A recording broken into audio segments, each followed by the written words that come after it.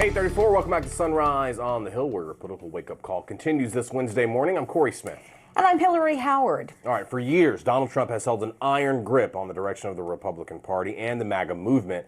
That hold appears to be loosening, though, in recent months. From the Epstein files to the U.S. policy towards Israel, fractures have appeared in America first. Yeah, now some are wondering if that next fracture could be over how the president handles his relationship with China. Ransom Miller back with us. He's a research associate with the Institute for Global Affairs. In his latest opinion piece in The Hill, he talks about the next MAGA divide being China. Ransom, thank you so much for joining us. Explain this divide that you see forming.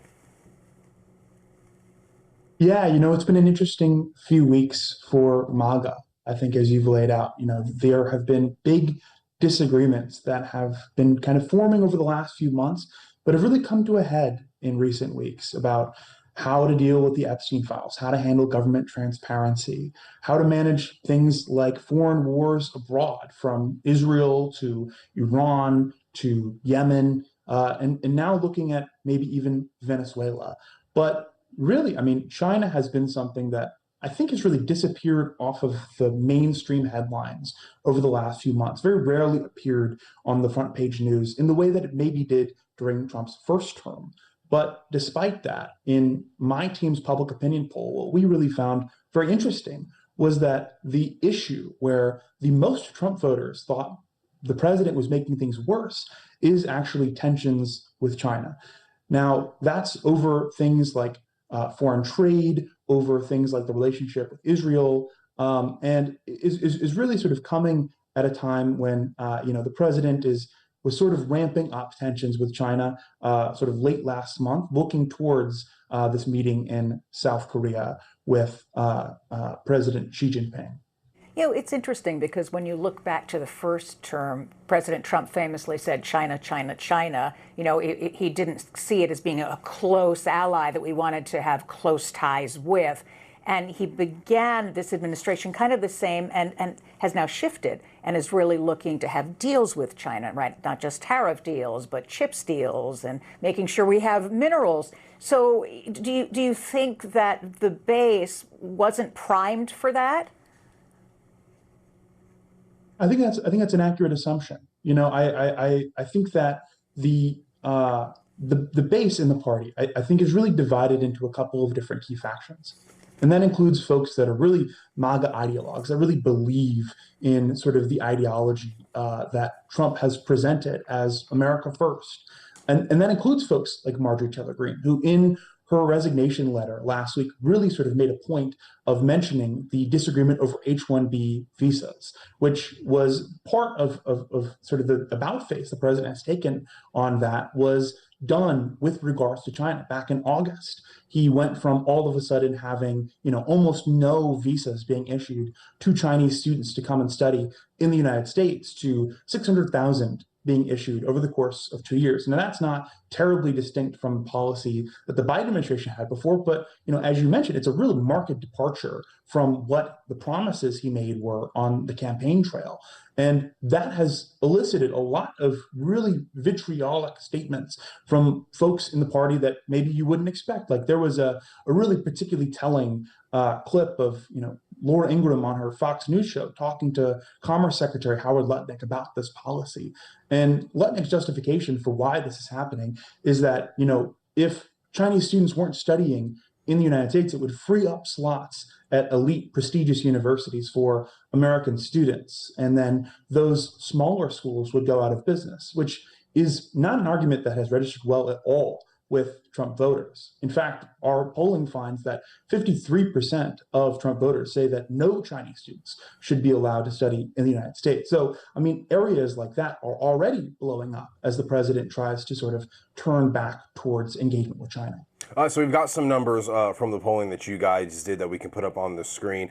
More Trump voters disapprove of the president's handling of China than any other foreign policy issue, as you've laid out, Ransom, things like Israel.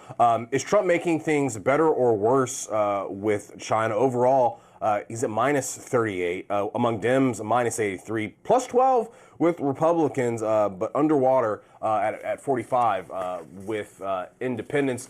So we've mentioned the economy. But what about, did you guys ask any of these folks about the American first approach to geopolitical conflict? Because we know what's going on in the South China Sea is a very big deal right now when it comes to U.S.-China relationships, and what happens if there is ultimately an attack on Taiwan?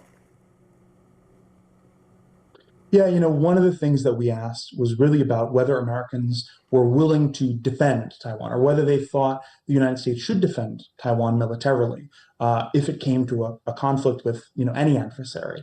And what we found is that Americans in general were maybe not so supportive of this. About a third say that the United States should defend Taiwan if it were attacked, and about equal portions, I think like 36% say that we shouldn't, and then maybe another 33% say that they're unsure. So, I mean, I think areas like that on the South China Sea, on issues like that, I think they're very divisive among Americans about what we should or shouldn't be doing.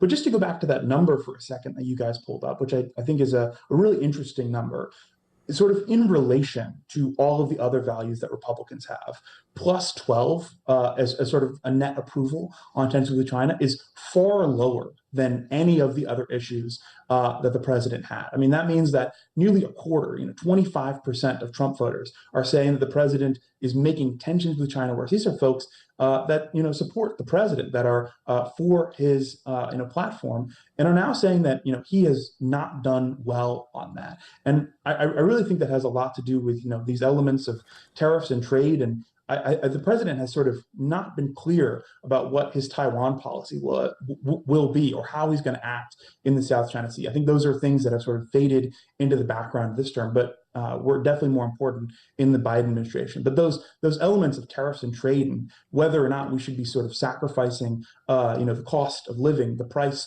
of groceries, in order to ensure that America has industrial might to compete with China. I mean, these are really difficult questions that I think the president had a clear answer to, that it was worth struggling with these things, that it was worth enduring, I think he even said, higher costs for dolls at Christmas in order to ensure that American industrial strength was sort of ready in the future.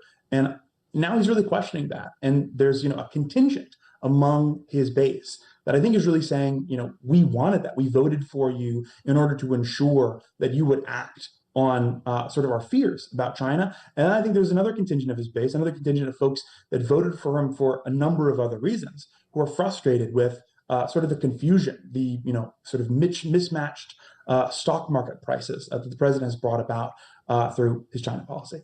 Ransom Miller with the Institute for Global Affairs, thank you so much for being with us, and have a really happy Thanksgiving.